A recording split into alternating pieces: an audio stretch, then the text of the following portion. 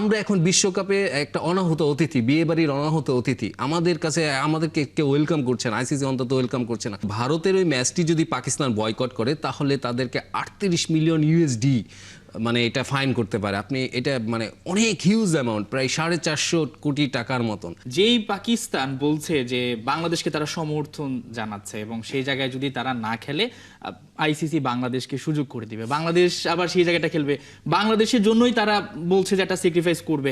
পাকিস্তানকে দেখে কি আদৌ মনে হয় তারা সেই জায়গাটা স্যাক্রিফাইস করবে? এবং তাদের বড় একটা অঙ্কের কিন্তু ক্ষতিপূরণও দিতে হবে। হ্যাঁ, কালকে আমি একটা নিউজ করছিলাম যে এমন যে শুধুমাত্র ভারতের ওই ম্যাচটি যদি পাকিস্তান বয়কট করে তাহলে তাদেরকে 38 মিলিয়ন ইউএসডি মানে এটা ফাইন করতে পারে। আপনি এটা মানে অনেক হিউজ অ্যামাউন্ট, প্রায় 450 কোটি টাকার মতন।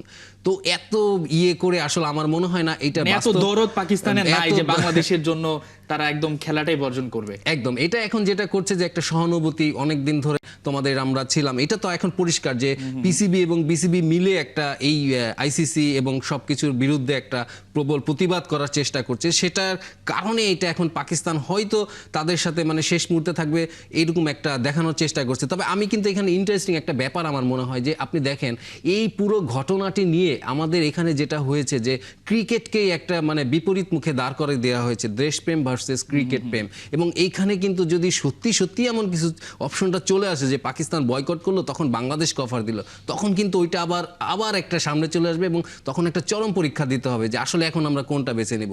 তখন কিন্তু আসলে আমার দেখার অপেক্ষায় থাকবে যে আমাদের এই সাপোর্টাররা কি বলে, কারা কি বলে যে আমরা কোন দিকে যাব, আসলে আমরা খেলবো কিনা।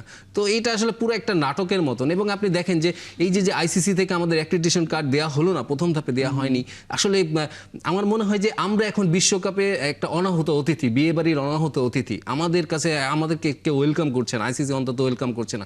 সেখানে আমাদের ক্রিকেটাররা যাচ্ছে না, আমরা সম্মানের কথা বলছি, আমরা নিরাপত্তার কথা বলছি। এখন কিভাবে আমরা কি সম্মান পাবো আমাদের মিডিয়া সেখানে গেলে, নিরাপত্তাটা পাবো?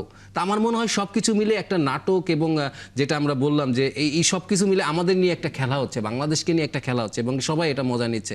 এটা আমার মনে হয় যে আমাদের এখন সময় এসেছে আমাদের নিজস্ব স্ট্যান্ড তৈরি করা এবং আমাদের নিজস্ব মতামত তৈরি করা।